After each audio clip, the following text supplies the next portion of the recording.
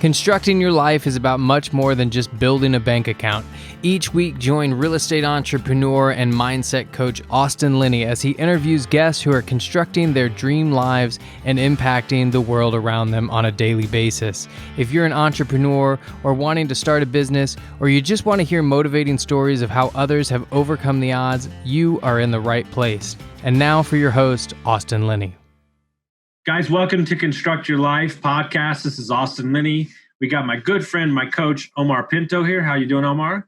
I'm doing amazing, Austin. Not as amazing as you, but pretty close. So guys, this is a little different. I did the one previous where he interviewed me. Every about 3 months, 4 months, I'm going to come on here and kind of give you an update on my life. We're going to talk about life and kind of just do it because I want you to be up to with my story. I want you to understand where I'm going. So sometimes when I have guests on, I can't divulge everything that I'm doing because I want to give them the space to talk. So Omar's going to come on and do that stuff. And we're going to talk about the last couple months.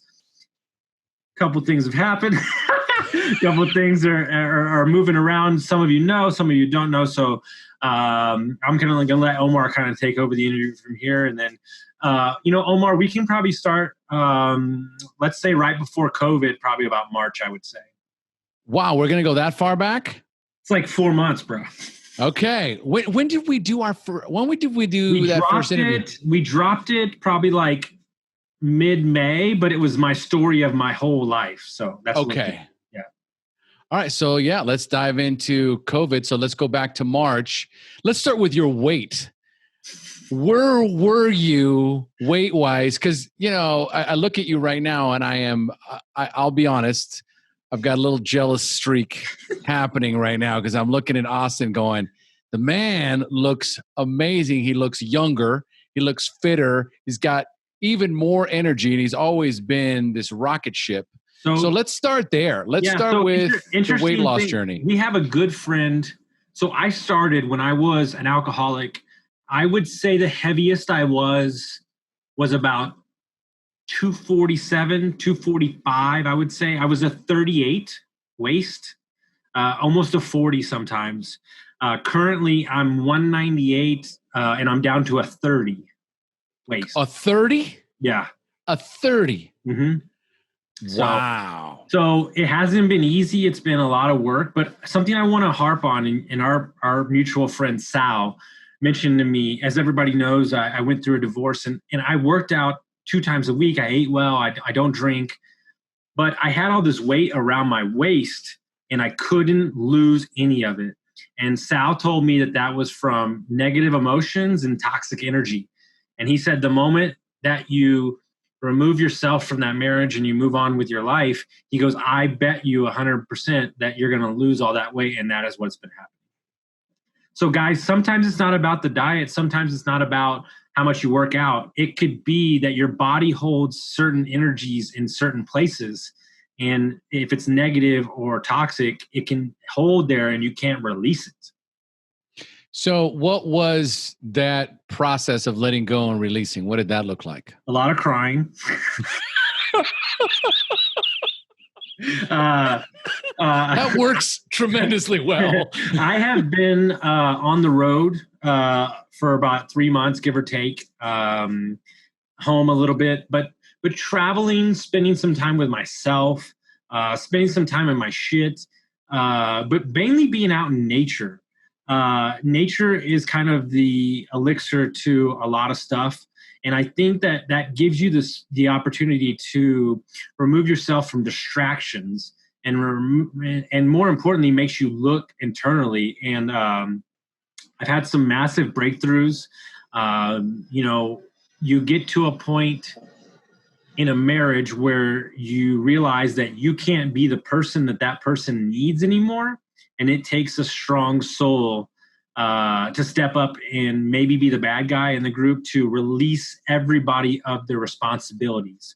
And she won't listen to this, but you know her very well. And my ex-wife has lost, 25, 30 pounds as well. She's happy as shit. So, guys, life is not about holding on to something that doesn't make sense anymore. It's about releasing each other from the burdens of negativity and a toxic codependent relationship. Okay, so we might be here for a while because we don't want to. We certainly do not want to gloss over this. Mm-hmm. And the reason why I don't think it's a good idea to gloss over it is because if you think about it, how many people do you think are struggling? 70%. There you go. So imagine 70% of married couples are struggling with what you were going through. Mm-hmm. So, and you and I mean, I was honored and privileged to be able to work with both of you during that time. And I got a chance to watch you both evolve and transform as individuals, as the most authentic version of yourselves. Mm-hmm. And there was no way for that to happen until you guys actually made the hard decision to separate and end the marriage. So what are some of the biggest takeaways, the most important learnings, the things that you want to share with your listeners, the 70% of them that are sitting here right now going, dude, how did you do it? What do I do next? I mean, I think that one of the biggest issues was I had to grow a set of balls. And what I mean by that is there had been talks of separation multiple times, but every time the thought of that and how difficult it was too hard for me to grasp. But more importantly, it's not so much about the marriage, which is important, but I was best friends with her brother. Her dad is like a father figure to me. We own property together. These are things that aren't easy to pull yourself apart from.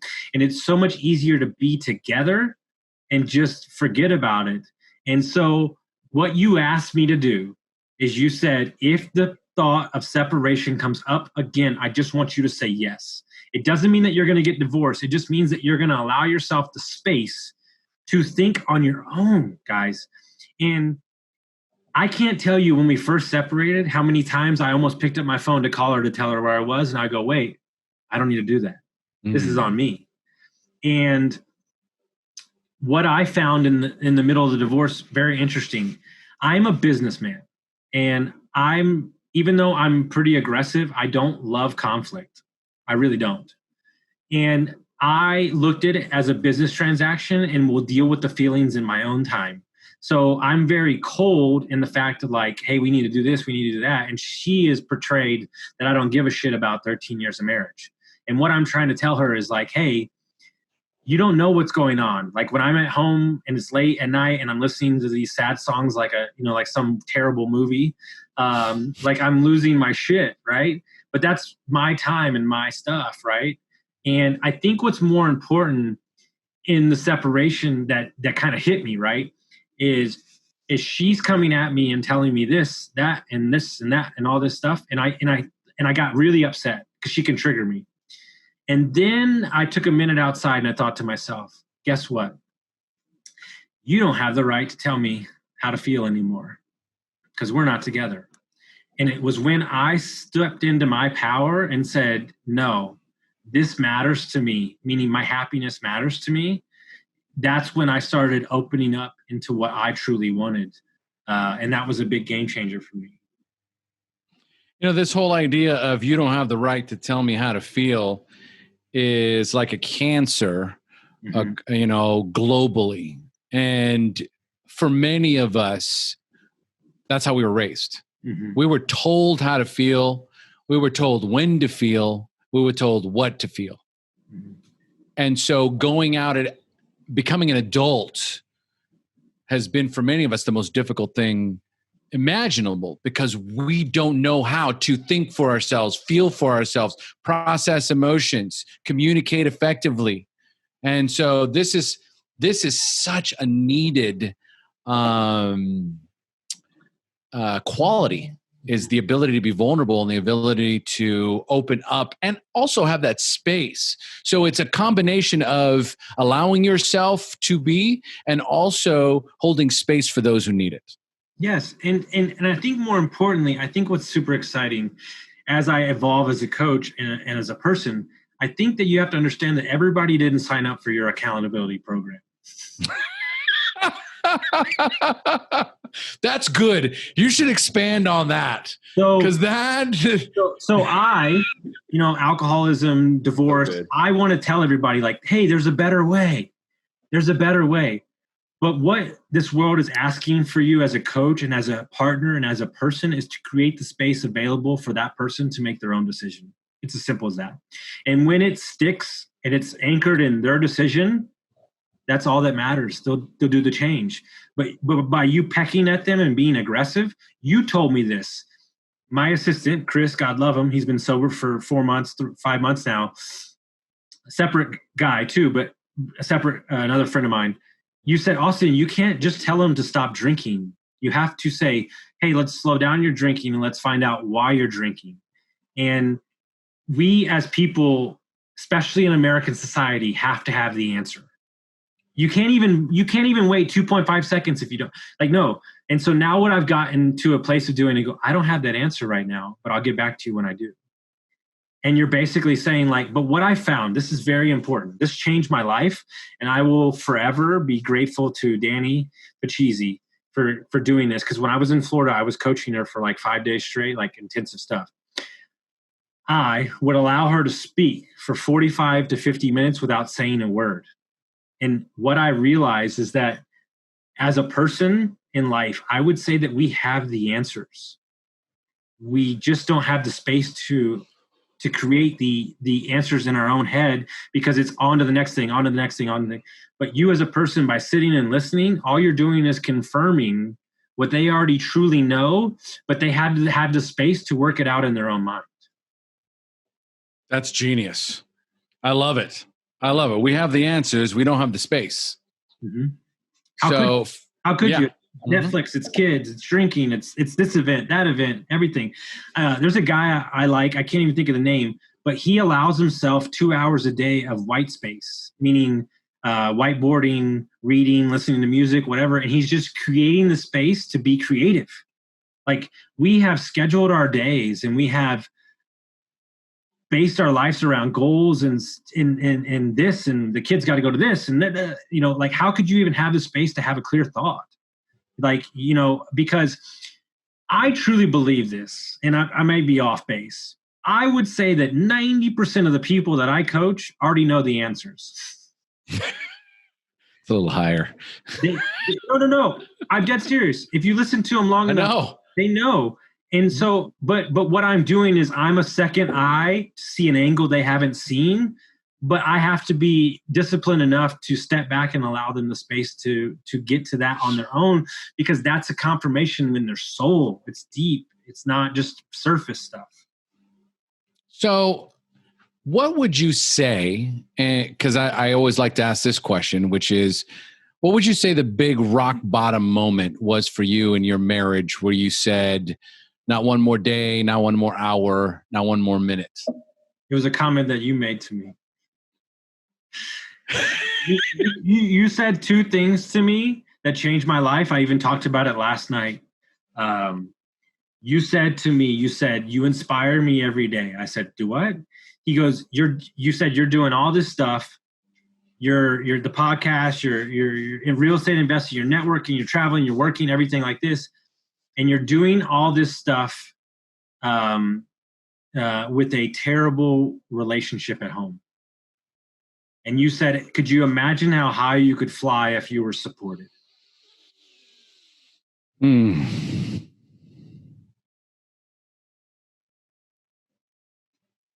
my life. Because I thought to myself, you are getting all that done, but imagine how you could feel if you were loved and supported. Not that she didn't love me, but in the ways that I needed. Yeah, it's the space. It's the support. Yes. Imagine what you could do. And then more importantly, you said to me, because I got sober and then woke up to a terrible marriage and realized that I felt obligated to stay in the marriage because I felt like this guy's going to get sober and then leave his wife. What a prick. Right. But then you asked me, you said, when are you going to allow yourself off your death sentence? Yes.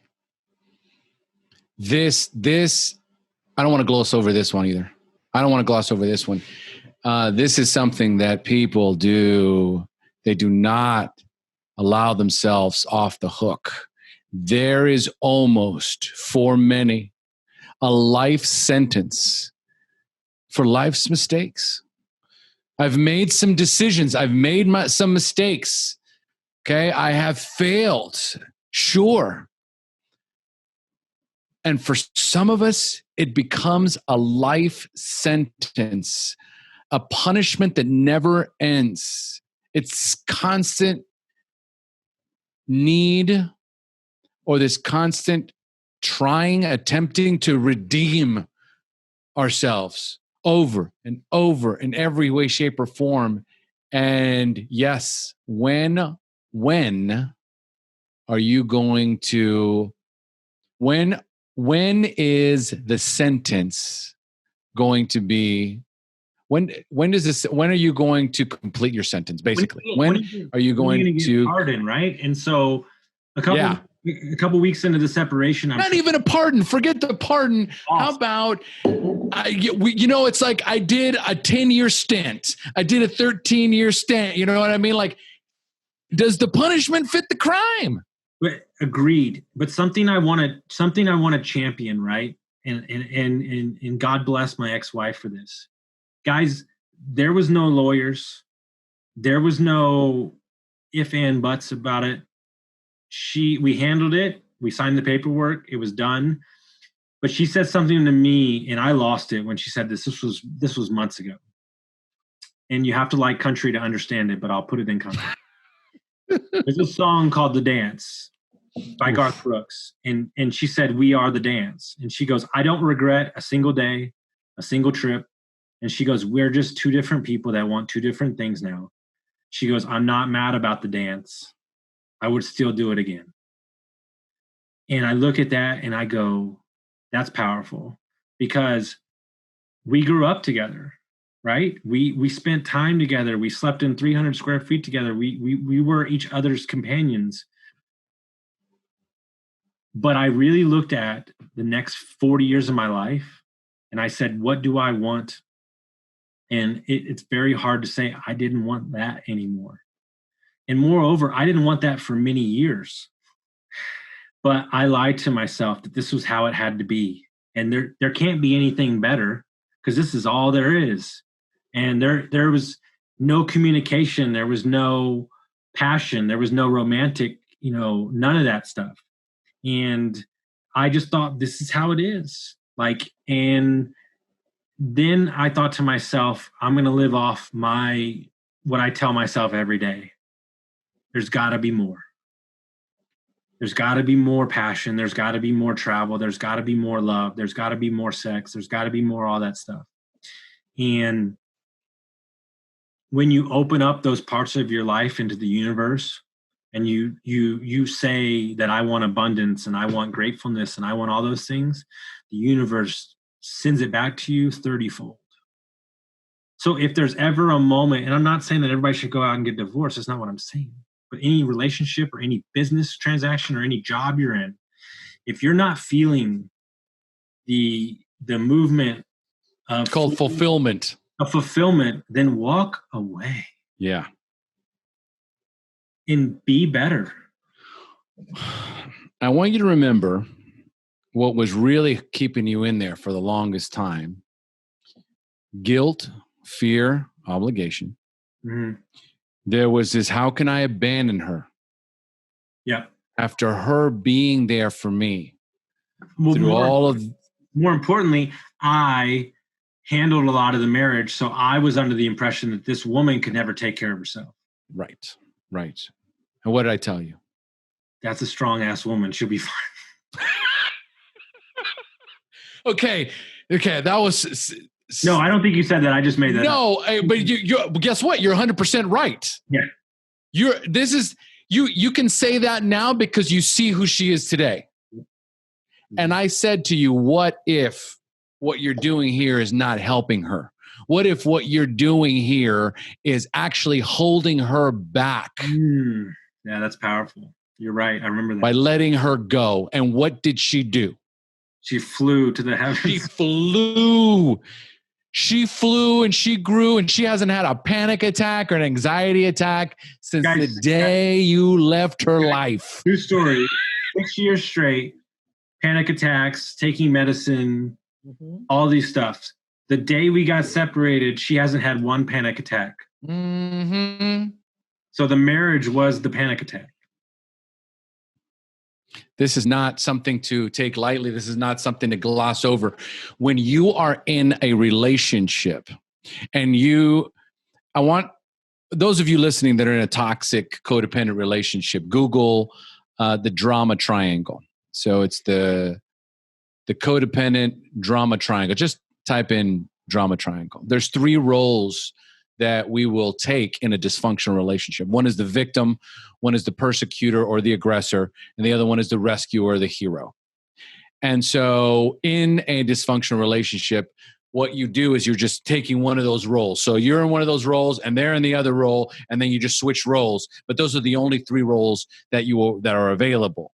And so what happens is if you are in a place where you feel like you are the hero, you are the rescuer, that this person cannot live without you, then what you are doing is you are preventing not only yourself from growing, but you are preventing the person that you're with from saving themselves. Dude, you're messing me up right now. It's all like coming back to me. I know it is. I know it is.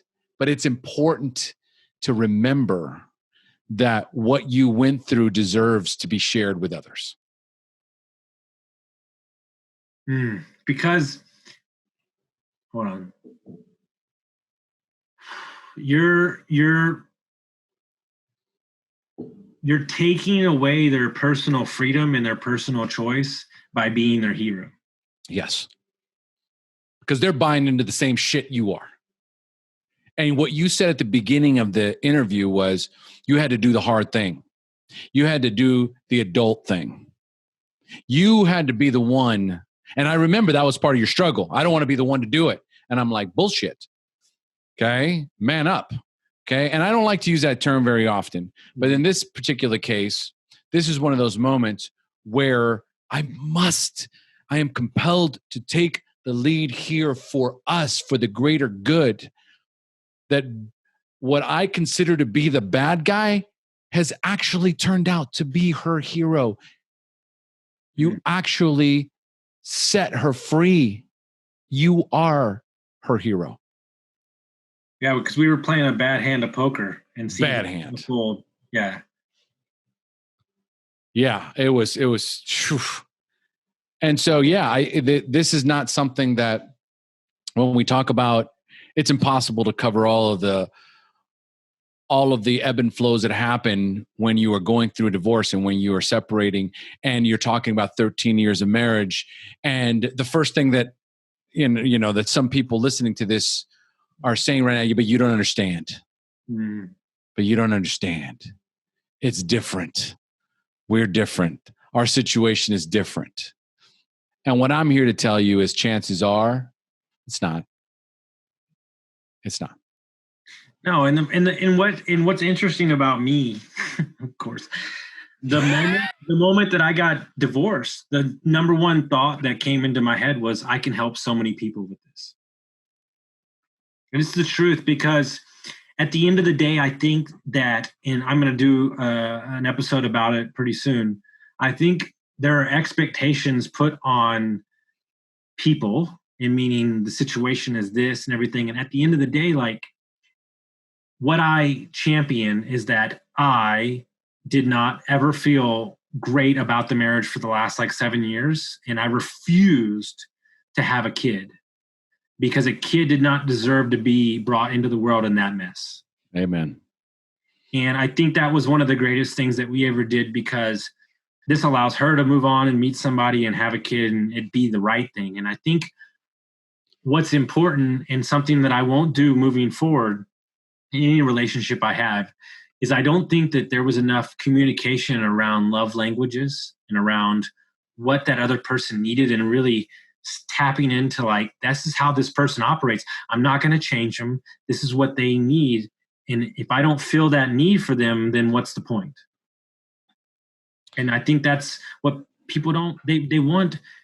Look, you know me, dude, I'm a wild Bronco. Like, and the thing is like, I'm out there and I'm running, but when I truly like want to be with somebody and everything, I'm not that way. Like I can turn it off, but that's because my needs have been met in a certain way. But by not addressing those and trying to put me in a box, I'm only going to buck that much harder. And we were both putting ourselves in a box that didn't work anymore. As simple as that. And so let's go to the comeback. Okay. So this is the beautiful thing about going through the most difficult and painful moments of our lives is that when we get through it, we become a different person. Mm-hmm. You tap into the most authentic version of yourself, but now you have this new perspective on life. How, and remember, we started this conversation with March, coronavirus, and I'm like, let's talk about your weight. Mm-hmm. And before we knew it, we're talking about, this divorce, and letting go of that weight. Right. Mm-hmm. And so now, boom, weight's gone. I am free. What do I do? Mm-hmm. And I got laid off in March too. So good job.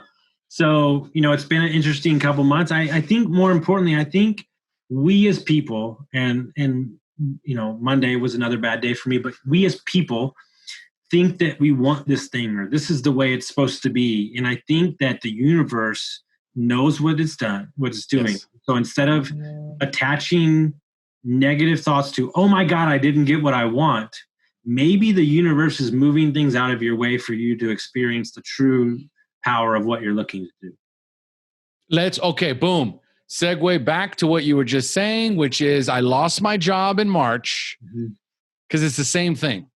Yeah. It was the same thing. I didn't like that either. So yeah. No, but here's the thing, right? It was about risking. Mm-hmm. It was about the universe presenting me with an opportunity, me taking that opportunity. And what did that opportunity, because it gave you a lot of wonderful gifts, mm-hmm. including getting, the dissolution of it.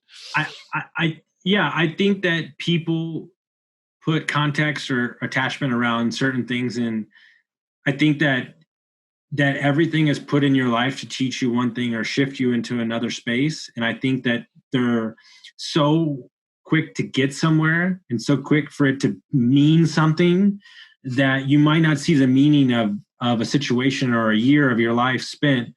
What it allowed me to do working in private equity was shift the focus of kind of who I wanted and what I wanted. And that has cleared the field for me to really pursue what I want, which is coaching and helping people. And you do these things and you get in these spaces because you feel like it's what you should do or whatever. And what I'm realizing over and over again is I don't want to be tied down anywhere. I don't. And I might in 2 years or a year, I might want to be somewhere and have a kid and do all these things. But right now, for me, there is so much beauty out there in the world. And by being in that corporate space, by being in that job, I was just lying to myself. Like and moreover, it's so deeper than that because you're not doing what you want to do every day. So you're miserable, and so you're focused here and you're focused there. And then your marriage is falling apart. And then only me would start a podcast in the middle of your marriage falling apart and all that stuff. But it's been kind of a beautiful journey because it allows me to kind of tell the story of kind of what I'm doing. But, I think if I'm able to relate it into what is going on for everybody right now, if this virus and this, whatever we're going through has taught anybody right now, is that I really hope that what is held near to your heart is what's most important. Because all these things can be wiped away so quickly. And I think if anything, nature is telling you to slow the F down and is telling you that you really don't need a lot. And I think by doing that, you're tapping into what truly moves you instead of just doing stuff for other people. What is essential? There is this, concept of essentialism and what is essential in our lives. But we're missing I really want you to, since we're storytelling, Sure.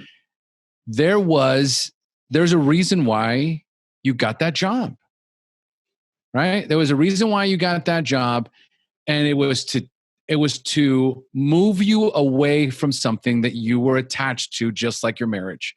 You were married to the restaurant business. Yep. Mm-hmm. And this was the motivating force that allowed you to walk away forever, regardless of the outcome. Okay, I'll back it up. So we started the Airbnb company. We were doing it while I was still waiting tables, bartending, bar manager. And I was like, to a point where like I was searching so hard for something to fall in love with and something to be my catalyst to get me out of this 20-year business I've been doing. And I just said, fuck it one day and just quit, like just burn the boats. And like, I'm going to put everything in I got. And I dove into this business 24/7. And that was in May 5th of last year. And in July 27th, we decided to part ways. So only 3 months. And I lost like 26 grand. And one of the things, and I told this story on the podcast a couple of times, but we had the 2-year anniversary at my old job. I'm just going to go say hi to everybody. This is right after I lost the money in the business. And I parked the car and I'm walking up to the restaurant where I worked, and I look in the door and I see everybody, and my hand went to grab the handle, and the universe, I don't know who talked to me, said to myself, this is not your life anymore. Walk away. And I put the handle down and I walked back into the car and I drove home. And the next day I got a call and my buddy offered me a job to work in private equity for investors. And I feel like that I was really close to sliding back into that life. No, I know I would have. Guaranteed, because it was safe, it was comfortable. And I think a lot of people give up right before they're ready to strike gold. And I haven't struck gold, but at least I'm doing it on my accord. I think that's what's important. So, and here's another beautiful analogy, I guess, the way I like to use the Nagasaki, the Hiroshima sort of analogy. We can now use the coronavirus. Right, where I basically press the self-destruct button on what's going on in my life.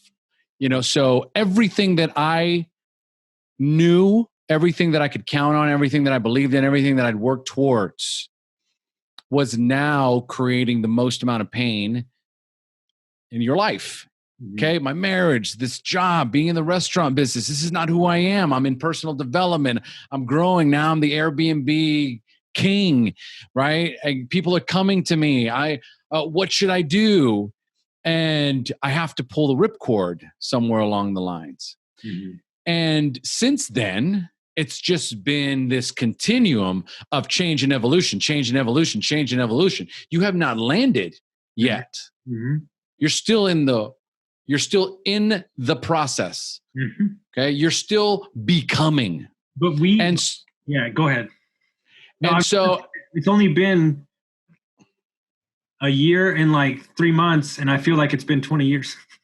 Right. And so here's the beautiful thing and the takeaway for those of you listening that stuck for 15 years or so in your life. Let's just use that number. Stuck for 15 years versus taking a leap of faith and transforming your life in less than 2 in ways that you would have never imagined, number 1, and number 2, been able to accomplish based on current conditions. You had to push the fucking self-destruct button. You had to destroy your life so you could construct your life.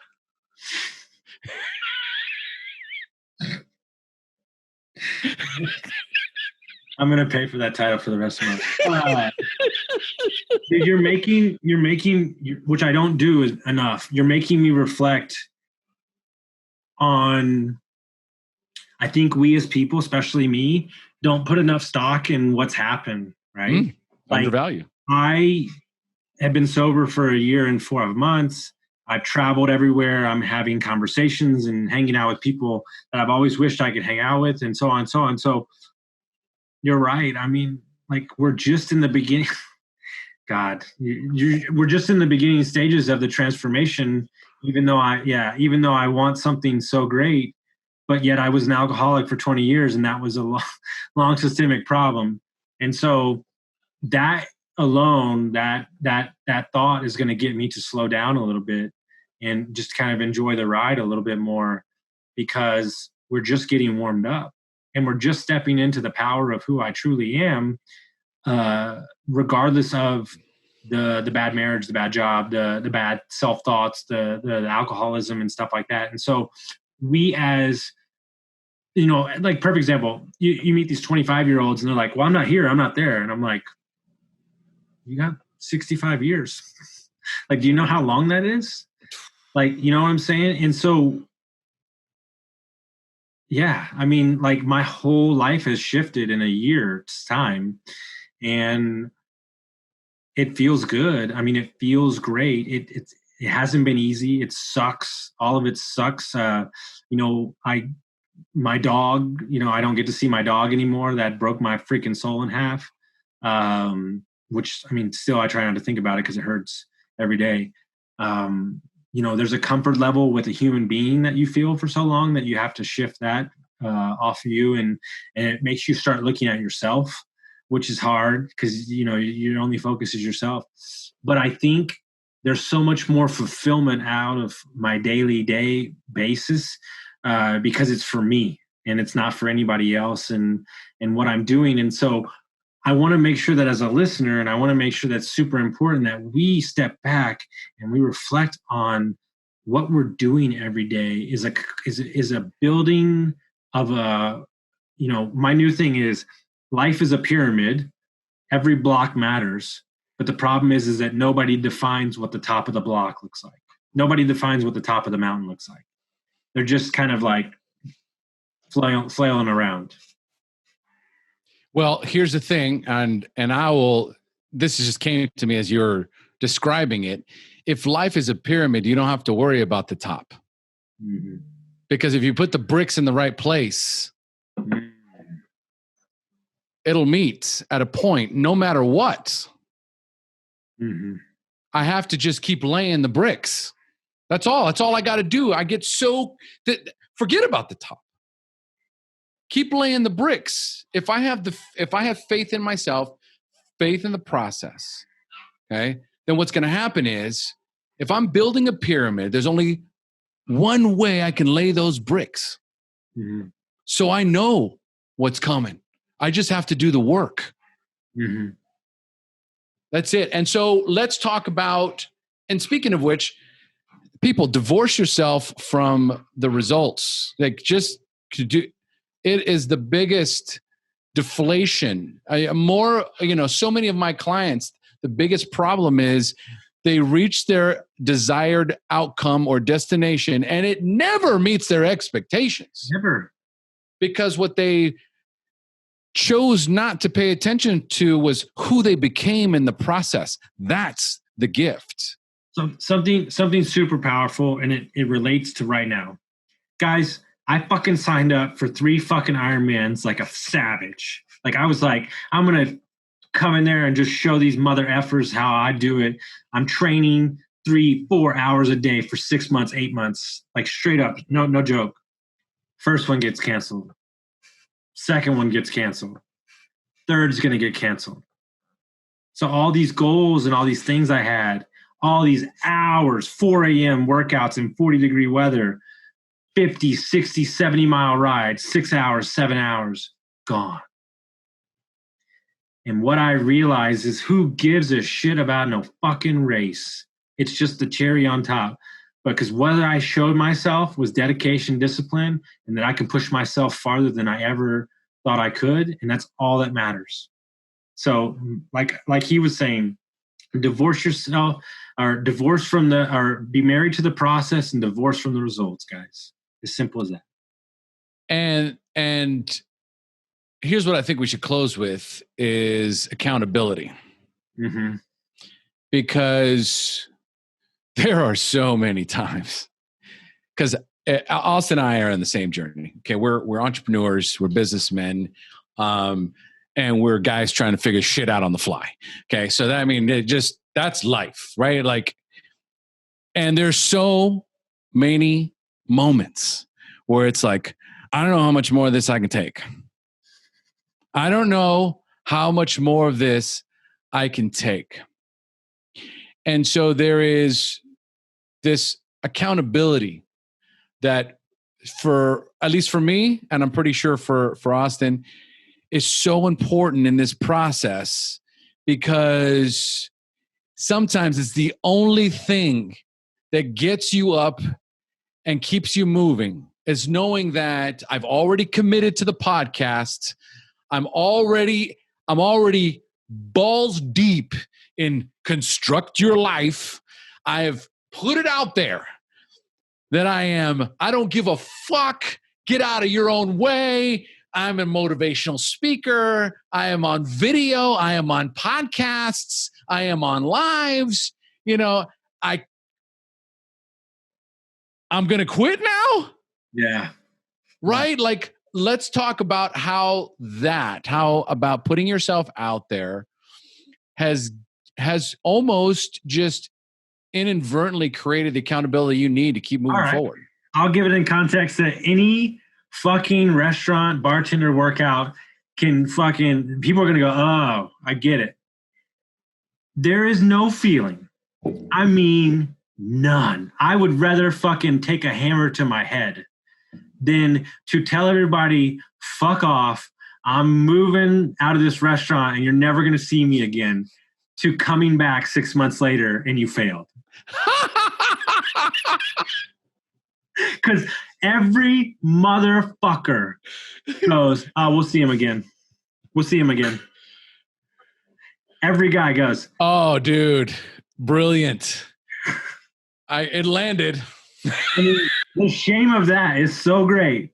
And you know what? Now that you said that, I didn't even think about that. What if the fucker that created a podcast called Construct Your Life decided to fold up his life? Yep.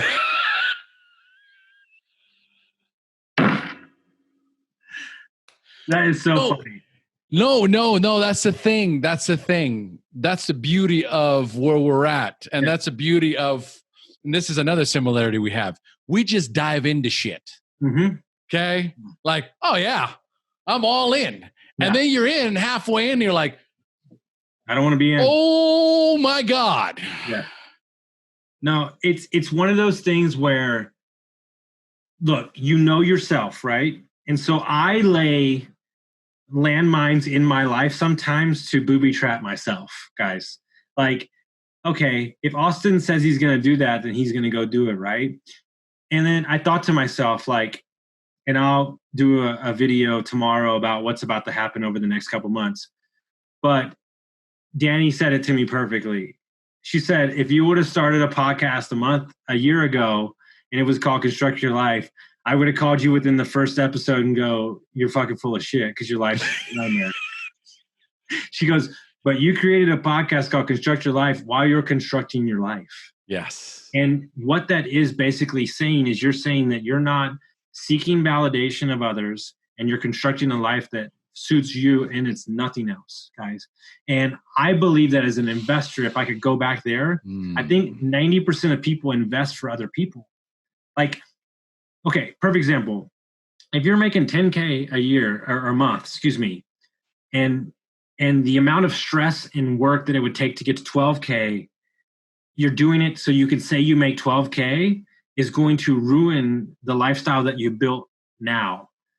Make sure that by getting to that next goal that you're not adding the stress and adding things that you don't really want, because you're trying to say something about what that means instead of just living here.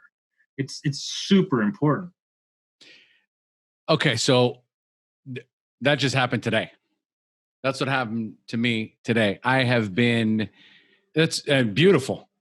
I have been, building my coaching practice for 3 years now. And in the middle of a pandemic, I've never been busier. Okay, I've got more clients than ever before. And I woke up this morning just in a ball of anxiety. I literally thought to myself, I can't take on one more client. I can't take on one more client. And I'm like, oh my God, I'm going to destroy my business. I can't have those thoughts, right? Whatever you perceive, you will achieve. What your thoughts will manifest. I'm like, I can't say that, but I don't want another client, right? Like I'm buried, I'm exhausted, right? It's affecting my lifestyle. Mm-hmm. And so I said, I don't know what to do here. I don't know what to do. And so I go and I talk to my wife, which is the last person on the planet I want to talk to about this. Mm-hmm. Okay. Any of you guys most of you men that are listening do not like to talk about money with your wife, right? Or business, right? And I took what has been building for over the last few weeks. Okay. This ball of anxiety and fear that has been building for a couple of weeks. Took her less than 30 seconds. Of course. To clear it up, of course. Okay, this is the magic of coaching. Mm-hmm. And she goes, well, why don't you just raise your prices?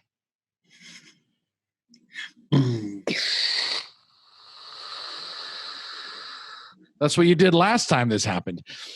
It's almost as if we have to suffer to a certain degree, right? Because I was forced to ask for help. We're not designed to do this shit on our own. Dude, we're just not. Dude, Brad Johnson told me yesterday, game changer. He said, guess what? Lessons in life, they'll keep coming your way. And as you get older, those lessons get bigger and harder, and the heartbreak gets harder and harder until you wake the fuck up. Buck up and deal with it. He goes, The universe is undefeated. Undefeated. All right, Austin, that's all I got, man. What's one parting piece of wisdom that you want to leave with your listeners? Make sure that who you are is who you want to be. Were you preparing for that? Because just came. That was fucking gold. Yeah. It just came. I was like, damn. Yeah. Just mic drop. We're gonna leave you at that. I don't want to ruin that last part. Dude, I love you, brother. I appreciate it, my brother. Thank you so much. We'll do one of these again soon. And I hope y'all had a good time. If you enjoyed the podcast, make sure you share it with your friends, rate us and review us, guys. And we'll see you next time. Thank you so much. Love you, brother. Love you, bud. See you.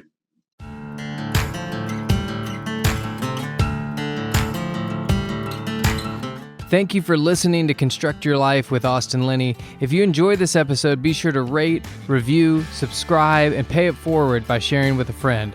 Most importantly, take this opportunity to start constructing your life by taking immediate action on what you learned.